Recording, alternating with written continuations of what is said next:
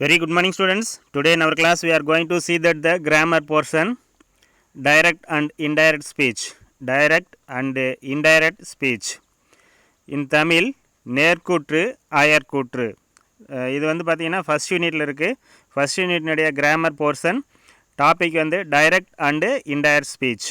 தமிழில் நேர்கூற்று அயற்கூற்றுன்னு சொல்லி சொல்கிறோம். நம்ம கிளாஸில் இன்றைக்கி இந்த டைரக்ட் அண்டு இன்டைரக்ட் ஸ்பீச் பார்க்க போகிறோம். See that we use the extract words of the speaker in direct speech and we retell what the speaker said in our own words in indirect speech. அதாவது பார்த்தீங்கன்னா we use the exact words of the speaker in direct speech. அதாவது பார்த்தீங்கன்னா நம்ம direct speech, அதாவது நேர்கூற்று அப்படின்னு சொல்லக்கூடிய அந்த direct ஸ்பீச்சில் வந்து பார்த்தீங்கன்னா ஒருவர் என்ன பேசியிருக்காரோ அதை நம்ம அப்படியே அவர் சொன்ன வார்த்தைகளை பயன்படுத்தி திருப்பி சொல்கிறது தான் வந்து நேர்கூற்றுன்னு சொல்லி சொல்கிறோம். அதாவது இந்த டைரக்ட் ஸ்பீச், அதாவது நேர்கூற்றில் பார்த்தீங்கன்னா ஒருவர் பேசிய பேச்சை அப்படியே அவர் சொன்ன வார்த்தைகளில் நாம் திருப்பி சொல்கிறது தான் வந்து டைரக்ட் ஸ்பீச் அல்லது நேர்கூற்று அப்படின்னு சொல்லி சொல்கிறோம்.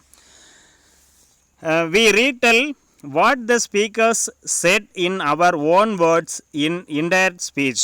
அதாவது அயற்கூற்று அப்படின்னு சொல்லக்கூடிய இந்த இன்டைரக்ட் ஸ்பீச் பார்த்திங்கன்னா நம்ம ஒருத்தர் சொன்ன வார்த்தைகளில் சில மாற்றங்கள் செஞ்சு அவர் சொன்னதை அப்படியே நம்ம சொல்லாமல் அதில் சில மாற்றங்களை செஞ்சு நம்ம சொந்த வாக்கியத்தில் சொல்கிறது தான் வந்து பார்த்திங்கன்னா அயற்கூற்று, அதாவது இன்டைரக்ட் ஸ்பீச் அப்படின்னு சொல்லி சொல்கிறோம்.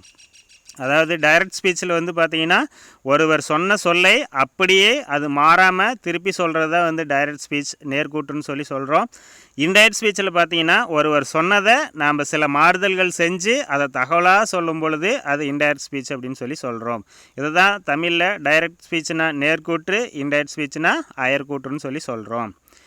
பாருங்கள், இப்போ எக்ஸசைஸ் கொடுத்துருக்காங்க. டைரக்ட் ஸ்பீச்சில் வந்து பார்த்திங்கன்னா Caitlin said, I am very busy now. Caitlin said, I am very busy now.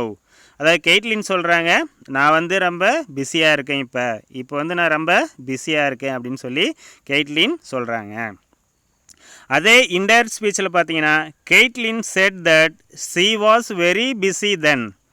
இப்போ பார்த்தீங்கன்னா கெய்ட்லின் சொன்னாங்க என்ன அது வந்துன்னு பார்த்தீங்கன்னா அவங்க வந்து அப்போ ரொம்ப பிஸியாக இருந்தாங்க, முன்னாடி வந்து பிஸியாக இருந்ததை சொன்னாங்க அப்படின்னு சொல்லி சொல்லலாம்.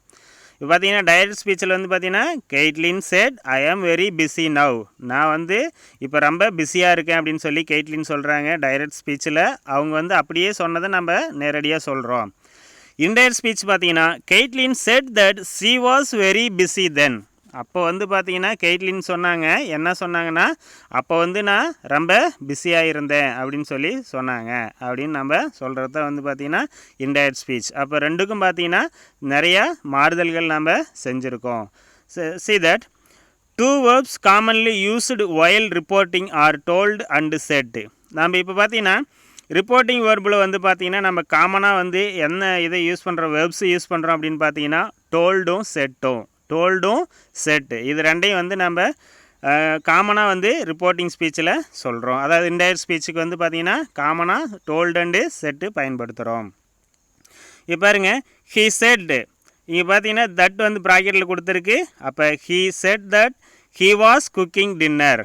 அப்போ வந்து அவங்க சொன்னாங்க என்னது நான் வந்து ஹீ வாஸ் குக்கிங் டின்னர். அப்போ வந்து அவங்க சாப்பாடு செஞ்சுக்கிட்டு இருந்தாங்க.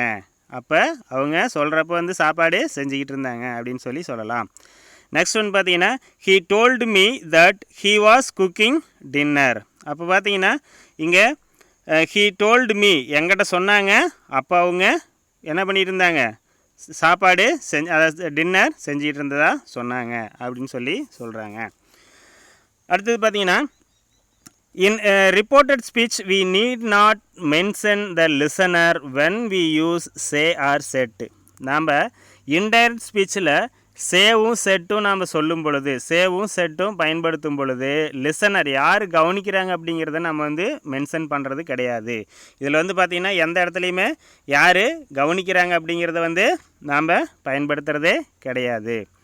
பாருங்கள், he said that he was cooking. அப்போ listener not mentioned. அதில் வந்து பார்த்தீங்கன்னா யார் சொன்னாங்க அப்படிங்கிறத நம்ம வந்து இங்கே மென்ஷன் பண்ணலை. அப்போ he said அவன் சொன்னான், he was cooking அவன் சமைச்சிட்ருக்கிறான் அப்படின்னு சொல்லி சொன்னாங்க. அப்போ லிசனர் வந்து இங்கே வந்து பார்த்தீங்கன்னா எங்கேயுமே மென்ஷன் பண்ணலை. In indirect speech we say Rahim said to me I will be waiting her. I will be waiting her. அப்போ பார்த்தீங்கன்னா அங்கே டைரக்ட் ஸ்பீச்சில் வந்து பார்த்தீங்கன்னா லிசனர், அதாவது ரிப்போர்ட்டட் ஸ்பீச்சில் வந்து பார்த்தீங்கன்னா நம்ம வந்து லிசனர் யாரும் சொல்லலை. இப்போ பாருங்கள், இன்டைரக்ட் ஸ்பீச்சில் வந்து பார்த்தீங்கன்னா we say Rahim said to me I will be waiting her. இப்போ ரஹீம் வந்து சொன்னாங்க, என்ன சொன்னாங்க, நான் வந்து வெயிட் பண்ணிகிட்ருக்கிறேன்னு சொல்லி. அதை indirect speech, sorry report ஸ்பீச்சில் வந்து பார்த்தீங்கன்னா நம்ம வந்து லிசனரை வந்து அங்கே மென்ஷன் பண்ணலை. இங்கே இன் டைரக்ட் ஸ்பீச்சில் வந்து பார்த்தீங்கன்னா we say Rahim said to me. Rahim என்கிட்ட சொன்னான், ரஹீம் வந்து என்கிட்ட சொன்னான், என்ன பண்ணிகிட்ருக்கேன், I will be waiting her, நான் இங்கே வந்து வெயிட் பண்ணிகிட்ருக்கிறேன் அப்படின்னு சொல்லி சொன்னான். அப்போ ஃபஸ்ட்டு பார்த்தீங்கன்னா he said that he was cooking, அங்கே வந்து லிசனரை நம்ம மென்ஷன் பண்ணலை. அது வந்து பார்த்தீங்கன்னா இன்டைரக்ட் ஸ்பீச்சு. அதாவது ரிப்போர்ட்டட் ஸ்பீச்சுனாலும் இன்டைரக்ட் ஸ்பீச்சுனாலும் ஒன்று தான், அதில் எந்த குழப்பமும் வேண்டாம். அப்போ ரிப்போர்ட்டட் ஸ்பீச்சில் வந்து நம்ம பார்த்தீங்கன்னா லிசனரை நாம் மென்ஷன் பண்ணலை. இங்கே வந்து டைரக்ட் ஸ்பீச்சில் வந்து பார்த்தீங்கன்னா Rahim set to me, Rahim என்கிட்ட சொன்னான், I will be waiting hair, நான் இங்கே வந்து வெயிட் பண்ணிகிட்ருக்கிறேன் அப்படின்னு சொல்லி சொன்னான் அப்படின்னு சொல்லியிருக்காங்க. அப்போ so in reported speech we need not mention the listener when we use say or said. நம்ம சேவும் செட்டும் யூஸ் பண்ணும்பொழுது ரிப்போர்ட்டட் ஸ்பீச்சில், அதாவது இன்டைரக்ட் ஸ்பீச்சில் லிசனரை நாம் மென்ஷன் பண்ணுறது இல்லை. See that next one. In direct speech we use inverted commas to mark off the exact words of the speaker. In indirect speech we do not. இப்போ பார்த்தீங்கன்னா direct ஸ்பீச்சில் அந்த speaker வந்து என்ன சொல்கிறாங்க அப்படிங்கிற அந்த வார்த்தையை, முக்கியமான வார்த்தையை நம்ம பார்த்தீங்கன்னா இன்வெர்டட் கமாக்குள்ளே பயன்படுத்துகிறோம். டைரக்ட் ஸ்பீச்சில் வந்து பார்த்திங்கன்னா நம்ம ஸ்பீக்கர்னுடைய முக்கியமான வேர்டை வந்து இன்வெர்டட் கமாக்குள்ளே பயன்படுத்துகிறோம். இன்டைரக்ட் ஸ்பீச்சில் வந்து பார்த்திங்கன்னா நம்ம அந்த மாதிரி எதுவும் செய்கிறது இல்லை. See that next one. Changes made the above sentence while converting direct speech into indirect speech. அதாவது நம்ம டைரக்ட் ஸ்பீச்சிலிருந்து இன்டைரக்ட் ஸ்பீச்சுக்கு மாற்றும் பொழுது நாம் எதை மாறுதல் செய்கிறோம் அப்படிங்கிறத நாம் இப்போ பார்க்கலாம் ஒன் பை ஒன்னாக. We have used the conjunctions that before the indirect statement. இப்போ பார்த்தீங்கன்னா நம்ம மெயினாக யூஸ் பண்ணுறது, அதாவது டைரக்ட்லேருந்து இன்டைரக்ட் மாட்டும் பொழுது அந்த கன்ஜங்ஷன் தட், அதாவது இணைப்பு வெர்பு, இணைப்பு வார்த்தை, அது கன்ஜங்ஷன் அப்படின்னு பார்த்தீங்கன்னா தட்டு, அதை வந்து நம்ம ஸ்டேட்மெண்ட்டுக்கு முன்னாடி பயன்படுத்துகிறோம். இப்போ ஃபஸ்ட்டு இதே ரூல்ஸை பார்த்தீங்கன்னா நம்ம அந்த தட் அப்படிங்கிற கன்ஜங்ஷன் இன்டைரக்ட் ஸ்டேட்மெண்ட், அதாவது இன்டைரக்ட் ஸ்பீச்சினுடைய ஸ்டேட்மெண்ட்டுக்கு முன்னாடி பயன்படுத்துகிறோம். The pronoun I is changed to she. இப்போ பார்த்தீங்கன்னா இப்போ ப்ரோனவுன் வந்து பார்த்தீங்கன்னா என்ன பண்ணுறோம், இந்த ப்ரோனவுன் வந்து டைரக்ட் ஸ்பீச்சில் ஐன்னு இருந்துச்சுன்னா அதை வந்து நம்ம என்ன பண்ணுறோம், இன்டைரக்ட் ஸ்பீச்சில் சீன்னு மாற்றிடுறோம். அப்போ ப்ரோனவுனை நாம் pronoun is changed in person, அதாவது ப்ரோனவுனை வந்து பார்த்திங்கன்னா நம்ம பர்சனாக கன்வெர்ட் பண்ணிடுறோம். இது செகண்ட் ரூல்ஸு. தேர்டு ஒன் பாருங்கள், the verb am is changed to was. இப்போ பார்த்தீங்கன்னா வேர்ப் ஆம் நம்ம பயன்படுத்தணும் இல்லையா, அந்த வெர்பானது வந்து வாஸ் அப்படின்னு சொல்லி மாறிடுது. அப்போ present tense is changed to past. அப்போ ப்ரெசண்ட் ஆம் வந்து பார்த்தீங்கன்னா ப்ரெசன்ட் டென்ஸ்க்கு உண்டான வேர்பு, அது அப்போ வந்து வாஸாக மாறுது. அது வந்து பார்த்திங்கன்னா பாஸ்ட் டென்ஸுக்கு உண்டான வேர்பு.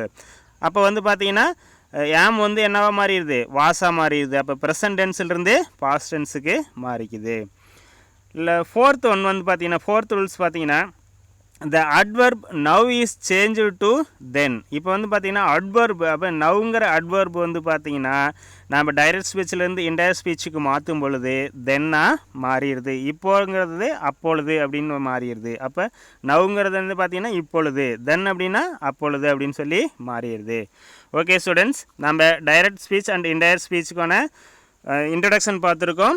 அது வந்து நாளைக்கு நம்ம மெயினாக சேஞ்ச் பண்ண வேண்டியது என்னென்ன அப்படிங்கிறது சொல்லி நம்ம கீழே இருக்குது, அடுத்த பேஜில் இருக்குது. நம்ம அதை rules for changing direct speech and indirect ஸ்பீச்சுங்கிறத நாளைக்கு நம்ம பார்ப்போம். இன்றைக்கி இது வரைக்கும் போதும்.